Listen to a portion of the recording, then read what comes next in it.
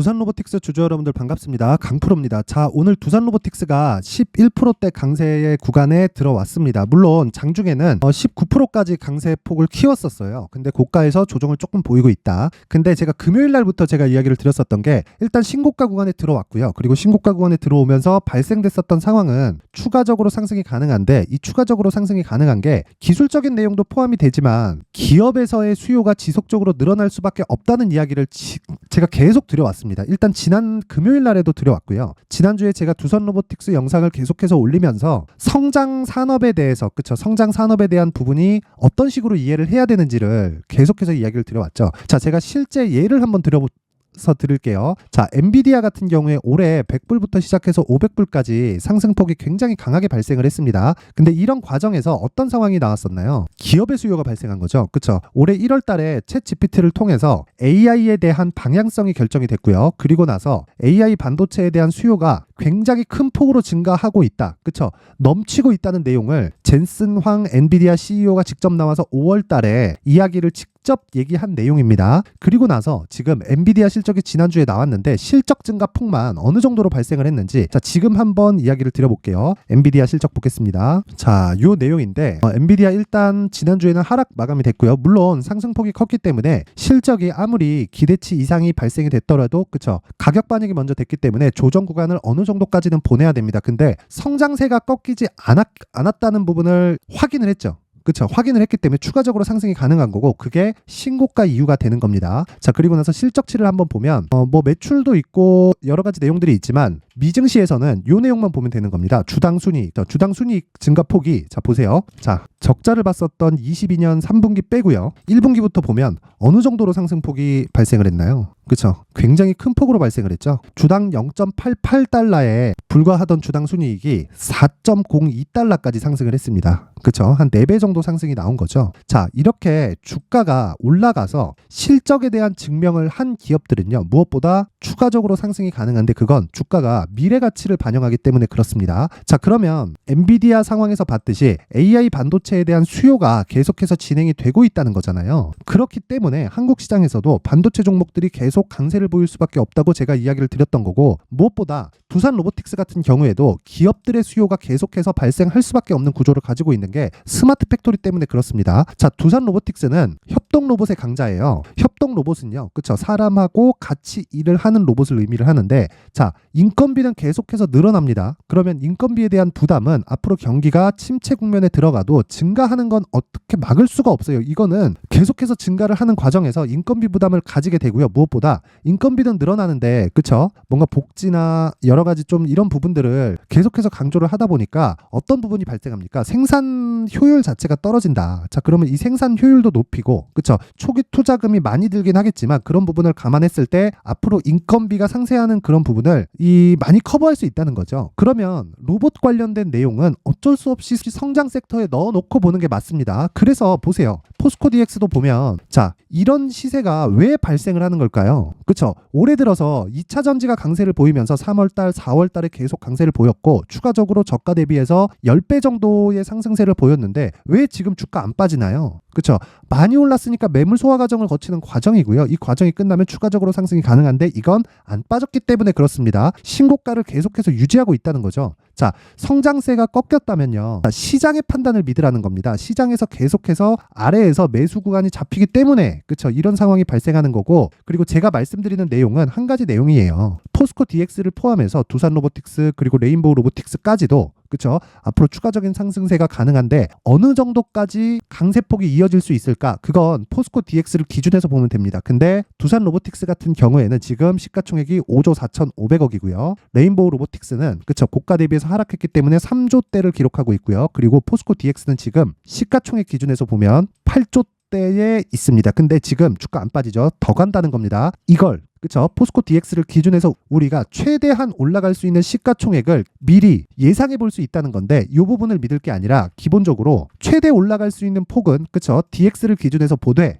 그쵸? 기술적인 내용으로 우리가 가격을 잡자. 요 내용에 대해서 제가 지난주에 계속해서 이야기를 드려왔었던 겁니다. 그러기 위해서는 두산 로보틱스를 언제부터 공략을 해야 된다는 거예요. 신고가 이후에 공략해야 된다. 근데 신고가를 만들었다. 자, 제가 상장 시점의 이야기를 드릴게요. 자, 두산 로보틱스의 상장 시점의 이야기를 이 가격대를 한번 보면 자, 공모 확정가가 26,000원이고요. 그리고 공모 희망가의 이 최상단 밴드가 26,000원입니다. 그러면 흥행에 성공했다는 거잖아요. 그래서 보세요. 자, 시가가 59,000원입니다. 26,000원에 곱하기 2하면 52,000원대가 나오죠. 그럼 52,000원 곱하기 그쵸 거의 한 상한가 근처까지 갔다가 떨어진 겁니다. 그럼 따상에 성공을 하고 시장이 안 좋았기 때문에 추가적으로 매도세가 발생을 했었던 거예요. 이때 제가 정확하게 이야기를 드렸었던 게 공모가를 기준해서 위쪽에서 반등 확인하고 매수를 하던가 아니면 공모가까지 떨어질 수 있으니까 공모가를 기준해서 반등 확인하고 매수를 하자. 두 개 다 저가를 잡자는 게 아니라 반등을 확인하고 매수를 하자는 거였고 지금은 이미 신고가를 넘었기 때문에 그쵸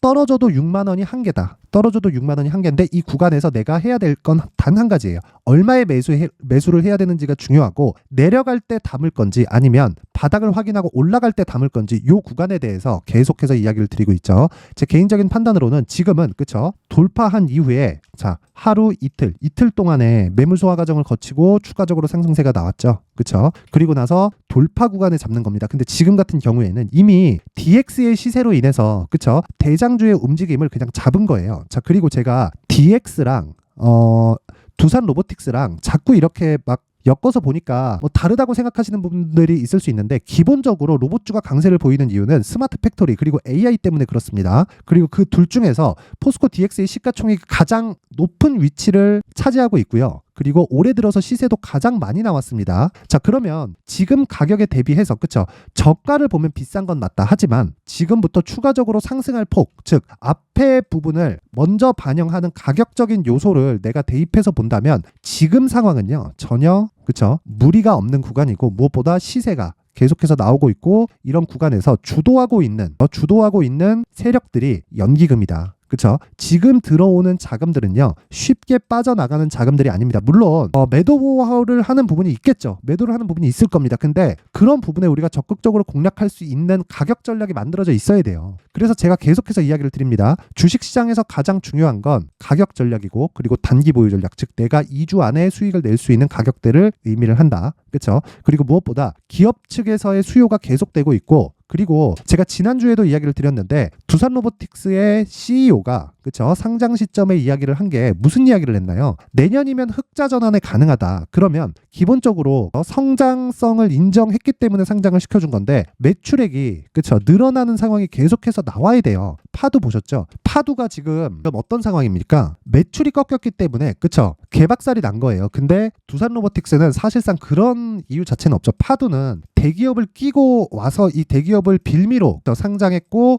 이쪽에서 끊기면 매출이 아예 박살이 나는 그런 구조를 가지고 있는데 두산 로보틱스는 기업 측에서의 수요가 발생은 하지만 무엇보다 중요한 내용은요. 두산 로보틱스가 강세를 보이는 이유 자체가 전체적인 수요가 증가하는 거기 때문에 뭐 지금 올라가는 내용을 가지고 뭐 버블이다 그렇게 생각을 하실 것 같으면 다른 종목에서도 매매 못합니다. 예를 들어서 에코프로 같은 경우에도 그래요. 올해 15배 올랐잖아요. 그러면 신고가부터 공략을 했을 때 요 가격 자체가 싼 가격일까요? 자, 생각해 보세요. 에코프로 한번 볼게요. 에코프로 보면은 올해 여기 지금 시가총액이 에코프로 시가총액이 자 보세요. 제가 그냥 간단하게 이해를 시켜드리겠습니다. 18조 5천억이니까 20조 정도라고 제가 이야기를 계산상의 기준을 한번 잡을게요. 그러면 지금 20조인 상황에서 이익 있죠. 이익 6천억입니다. 6천억. 자 그러면 6천억에 대해서 비율을 나누잖아요. 그러면 어떻게 돼야 될까요? 자 보세요. 계산하기 쉽게 1조라고 잡을게요. 1조라고 잡았을 때 20배 거기에 나누기 2 하면 40배 그쵸? PER 40배입니다. 40배 PER이 낮아요? 높아요. 높잖아요. 그쵸? 여기에 에코프로 BM에서 그쵸? 더블 카운팅 이슈까지 하면 50배, 60배, 70배까지 나온다고 해도 사실상 높은 가격대라고 볼 수 있어요. 그래서 밸류에이션을 이딴 식으로 하면 안 된다는 거예요. 시장에서 판단하는 가격대를 이해를 해야 되는데 그 판단하는 가격대가 그쵸? 낮았을 때가 아니라 여기서 곱하기 2를 잡아봐요. PER 100배 나오지. 그쵸? 그래서 지금 미래 가치를 계산을 해야 되는데 그 미래 가치는 정확한 계산이 불가능하기 때문에 신고가 구간에 정확하게 매수를 해야 된다고 이야기를 드리는 거고 그랬을 때 이미 40%에서 50% 정도의 수익 구간에 접어들었다. 이걸 단타로만 보잖아요. 그러면 평생 단타하고 말아요. 단타가 나쁘다는 게 아니라 저도 계속해서 단타를 하고 있지만 단타를 해야 될 때가 있고 안 해야 될 때가 있는데 단타를 해야 되는 종목과 안 해야 되는 종목에 비율을 나눈다기보다 단타하는 물량이 있고 내가 보유해가는 물량이 있고 이 구간을 나누라는 겁니다. 단타 종목 따로 내가 장기 투자할 종목 따로 이렇게 구분을 짓는 게 아니라 두 종목 다 같은데 왜? 계속해서 오르는 종목을 사야 되니까. 근데 그 구간에서 내가 얼마의 매수를 해야 되는지가 정말 중요하다. 그랬을 때 지금 나오고 있는 그쵸? 지금 나오고 있는 두산 로보틱스의 이런 시세를 내가 먹을 수 있다. 그리고 에코프로 머트리얼즈 같은 경우에도 마찬가지예요. 제가 정확하게 이야기를 드린 제 지난 영상에 다 나와 있습니다. 자, 그래서 지금 중요한 건 두산 로보틱스를 얼마에 잡을지, 즉 가격을 얼마에 잡아서 내가 단기 보유 전략 2주 안에 수익을 볼 수 있는 그 상황을 어떻게 만들 건지가 가장 중요한 거고, 이 내용을 제가 무료로 공개를 해드리도록 할 텐데 영상에서 이야기를 드리다 보면 내용 자체가 너무 길어질 수 있기 때문에 그쪽 내용을 제가 19페이지에 걸쳐서 준비를 해왔고요. 무엇보다 중요한 건 두산 로보틱스의 가격을 얼마에 잡을지와 그리고 지금 급등세를 보이고 있는데 추격할 게 아니라 들어오는 조정 구간에 내가 준비를 해놓자는데 의미가 있는 겁니다. 자, 그래서 이 내용은 제가 최소한의 성의를 보여주시는 분들에 한해서만 제가 공개를 하도록 할 텐데 최소한의 성의는요, 돈 안 받아요. 돈 안 받고 영상 상단에 있는 전화번호로 숫자 3이라고 문자를 보내주시는 분들에 한해서만 제가 두산 로보틱스의 가격 그리고 단기 보유 전략을 공유해 드리도록 할 테니까 시청해 주시는 모든 분들이 상단의 전화번호 확인해서 숫자 3이라고 문자를 보내주시는 분들에 한해서만 제가 두산 로보틱스의 가격 그리고 단기 보유 전략을 공유해 드리도록 하겠습니다. 자, 항상 모든 분들이 성공 투자하셨으면 좋겠지만 가장 중요한 건 내가 얼마에 잡는지가 중요합니다. 그리고 올라갈 수 있는 종목을 멀리서 찾지 마세요. 내 눈앞에서 가장 많이 올라가고 있는 종목이 앞으로도 더 갈 수 있는 종목이고 그 종목의 시세를 먼저 파악을 하고 그리고 내용을 보자. 그쵸? 자, 두산 로보틱스는 성장할 거다. 근데 앞으로 무언가 수요가 많이 발생해서 이런 부분을 파악하잖아요. 그러면 일단 늦어요. 그래서 올라가고 있는 종목들을 먼저 파악을 하고 그 파악한 종목 내에서 내가 내용을 찾으려고 노력을 해야 됩니다. 그쵸? 그래서 제가 두산 로보틱스는 그쵸? 신고가 이후에 더 강력해진다고 이야기를 드렸었던 거예요. 자, 그런 부분을 어디서 볼 수 있냐면 자, 여기 강프로의 무료 소통방에서 제가 계속해서 이야기를 드리고 있고 자, 내용 확인을 제가 계속 시켜드리면요. 오늘 같은 경우에도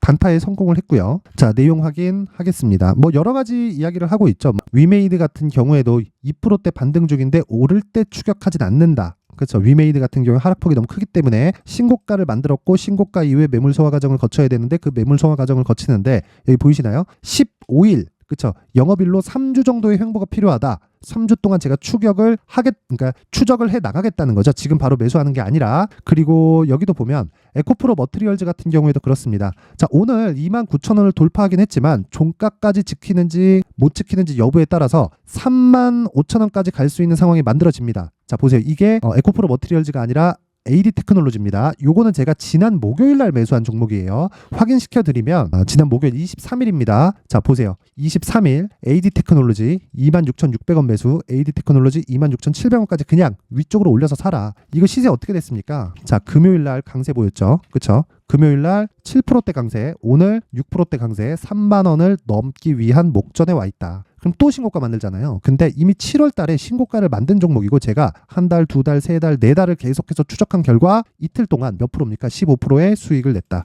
그쵸? 계속해서 보유하고 있습니다. 자, 그리고 단타를 제가 이야기를 드릴 텐데 두산 로보틱스는 제가 지난주에 이야기를 드렸어요. 11월 25일. 그쵸? 자, 토요일입니다. 토요일 날 제가 이야기를 드린 게 두산 로보틱스, 그쵸? 포스코 DX와 두산 로보틱스, 그쵸? 스마트 팩토리의 핵심이다. 다음 주 매수 가격대 잡아간다. 그쵸? 매수 가격대 잡아가는데 자, 2차 전지가 빠지는데 왜 안 빠질까요? 왜 신고가 구간에 있을까요? 다음 주 쓸어 담겠다. 이렇게 이야기를 했는데 두산 로보틱스는 제가 오늘 못 잡았습니다. 하지만 자, 오늘 장 시작하면서 어떻게 됐습니까? 두산 테스나 그리고 에코프로 머트리얼즈로 그쵸? 큰 폭의 수익을 냈다. 자, 이 두 종목을 확인해 보면 자, 그쵸? 오늘 고가 8%, 종가 4%대 정도 나오니까 시가 대비해서 거의 한 6% 정도의 수익 구간에 있고요. 에코프로 머트리얼즈는 자, 보세요. 자, 시가 4.8%, 오늘이죠. 11월 27일.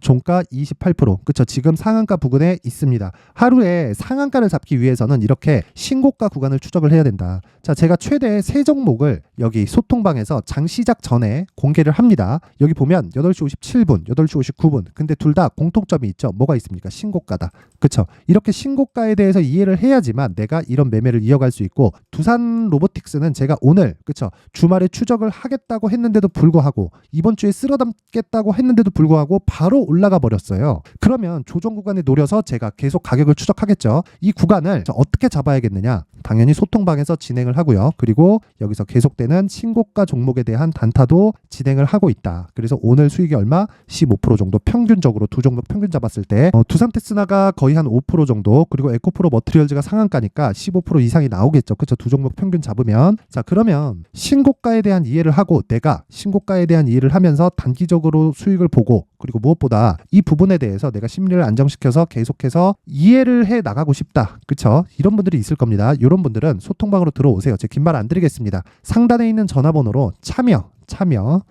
참여라고 문자를 보내주시는 분들에 한해서만 제가 소통방의 입장 링크를 순차적으로 공유를 해드리도록 하겠지만, 지금 487분이 함께하고 있고요. 제가 딱 1000분까지만 같이 매매를 진행할 예정입니다. 내가 가격을 잘 못 잡겠다 하는 분들은 들어오세요. 그리고 이거 가격을 쉽게 잡을 수 있는 거 아니에요. 그쵸? 이 부분 반드시 기억하시고, 무엇보다 중요한 건 정말 가격이 중요하다. 그리고 가격을 먼저 파악하고 내가 내용을 파악하자. 내용을 먼저 파악하고 내가 주식을 계속 보다 보잖아요. 그러면 높게 살 수밖에 없고, 고가 가면 흔들어요. 거기서 털립니다. 안 털리면 내가 물린 상태로 계속 보유하게 돼요. 이런 구간을 굳이 만들지 말라는 겁니다. 이런 부분을 제가 여기 소통방에서 실시간으로 그쵸? 내용을 계속해서 만들어 드릴 테니까 상단에 있는 전화번호로 참여라고 문자를 보내주시는 분들에 한해서만 제가 소통방 입장 링크를 공유해 드리도록 하겠습니다. 자, 항상 시청해 주셔서 감사드리고요. 무엇보다 가격에 대한 이해 필요하고요. 그리고 다시 한번 말씀드리지만 가장 중요한 내용이 이겁니다. 주식시장에서 가격 먼저 파악하는 거지 내용 먼저 파악하지 말자. 가격 파악하고 내용 파악하면 됩니다. 이래도 안 늦어요. 왜? 올라가는 주식을 매수해야 되니까. 그 부분에 대해서 지금까지 이야기를 드렸고, 자, 제가 그런 부분을 이해했을 때 어떤 종목을 매수해야 되는지를 지금부터 준비를 해놨으니까 영상 끝까지 시청하시고요. 무엇보다 모든 분들이 성공 투자를 하셨으면 좋겠습니다. 자, 이제 23년도 다 끝나가지만 매매를 하시면서 스트레스를 받으시는 분들이 있을 수 있습니다. 시장이 항상 그렇긴 하지만 그래도 제 구독자분들과 시청해주시는 분들을 위해서 앞으로 차기 주도주가 될 수 있는 대시세 종목을 준비를 해왔습니다. 단타나 짧은 수익만을 쫓다 보면요, 잦은 손절로 계좌가 망가지는 건 순식간이고요. 그만큼 수익하고는 거리가 멀어지겠죠. 장기간 유지하기가 어렵기 때문입니다. 결과적으로 주식시장에서 돈을 벌기 위해서는요, 어떤 계기를 만들어야 되는데, 그 계기는 한 종목에 비중을 실어서요, 수익을 보는 것 말고는 없습니다. 쓸데없이 잦은 매매를 하지 말라는 이야기고요. 그리고 한 종목에 비중을 실을 수 있어야 된다는 겁니다. 그런데 이 비중을 실는 과정에서 성장 산업군에 대한 이해가 필요하다는 겁니다. 이 부분을 반드시 기억을 하셔야 돼요. 자, 이런 성장 산업에 대한 구조와 제가 앞서 말씀드렸던 신고가 그리고 선반영 구조에 대해서 이해를 했을 때 이런 매매를 할 수 있게 됩니다. 2월 7일 강프로의 대시세 종목으로 에코프로 매수가는 17만원 이에서 진행이 됐고요. 그리고 목표가는 50만원부터 자율 매도 구간으로 잡았죠. 예상 수익 범위가 200% 이상으로 되어 있는데 신고가 이후에 선반영 평균치가 200% 이상이기 때문에 그렇습니다. 자, 그런데 에코프로가 2차전지 양극재 기업이죠. 2차전지 양극재는 친환경이라는 범주 안에 속해 있다고 보시면 됩니다. 근데 제가 항상 이야기를 드리죠. 시세는 항상 연결된다고요. 앞으로 나올 대시세 종목도 이런 친환경이라는 성장 산업군에 포함되어 있어야 됩니다. 자, 이런 성장 산업군에 포함되어 있는 걸 확인한다면 이 내용처럼 세 가지의 공통점을 가지고 있습니다. 1년에 많은 종목이 발생하지 않고요. 그리고 세력들의 장기간 매집 구간이 확인돼야 되고, 그리고 상승하기 시작하면 평균적으로 3개월 정도의 상승 구간을 보이기는 하지만 제가 2개월이라고 작성을 해온 건 한 가지 내용 때문입니다. 한 달은 확인하는 과정이 필요하기 때문입니다. 이게 무슨 얘기냐면 성장 산업에 대한 부분, 그리고 이런 공통점, 여기다가 기술적인 내용을 다 포함을 시키더라도 절대적으로 가격이 우선적으로 반영이 되는 것이기 때문입니다. 에코프로도 마찬가지예요. 장기간 하락하면서 최악의 국면을 거쳐왔고요. 이 구간에서 먼저 하락을 했다는 건 앞서 말씀드렸던 내용처럼 고가에 대한 부분이 아니라 저가, 즉 나쁜 부분을 반영한 이후에 신고가를 발생을 시켰다는 건 앞으로 좋을 부분을 반영이 되고 있다는 거죠. 그런데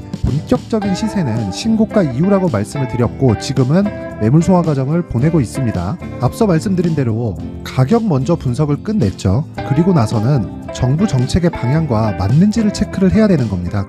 2023년 대시세 종목인 에코프로도요, 정부 정책의 방향에 맞는 종목이라고 볼 수 있겠죠.